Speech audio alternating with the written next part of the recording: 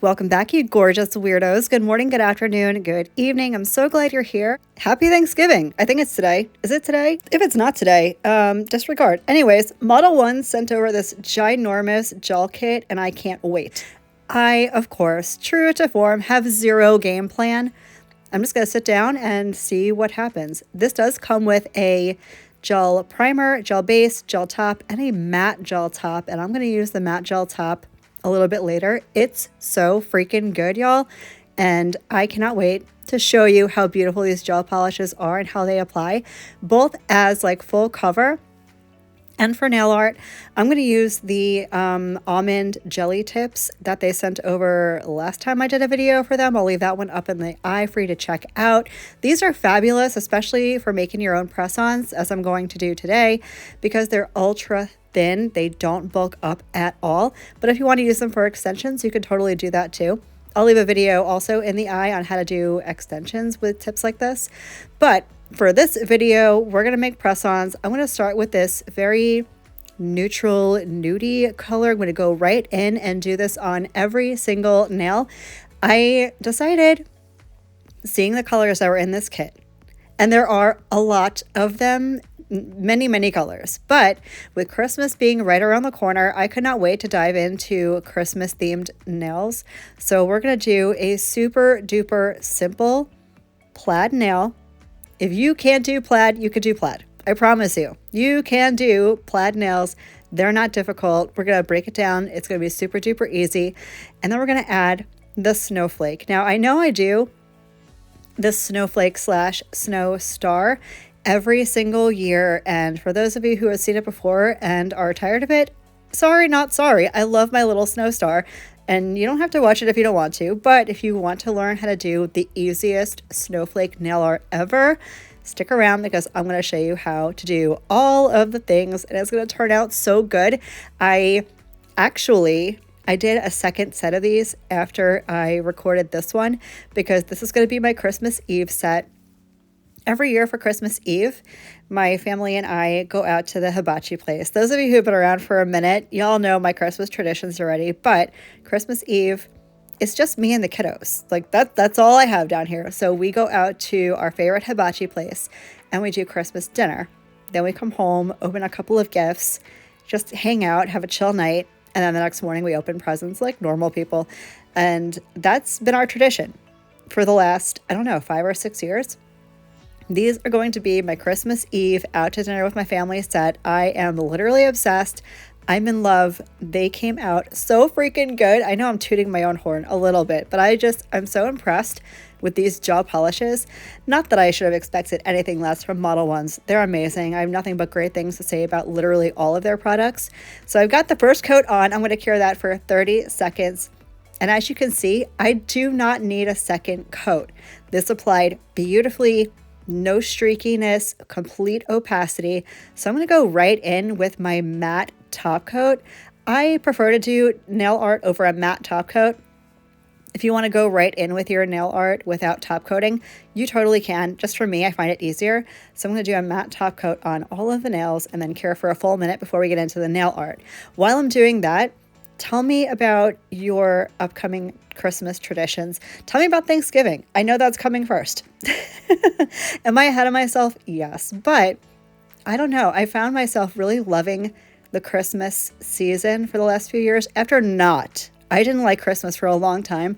I thought it was overdone and commercialized. But now that my kids are a little bit older and there's not that whole, secretive behind the scenes running around like a crazy person that I used to do when my kids were younger, it's a lot easier. It's a lot more relaxed, a lot more chill, and I love it. Absolutely love it.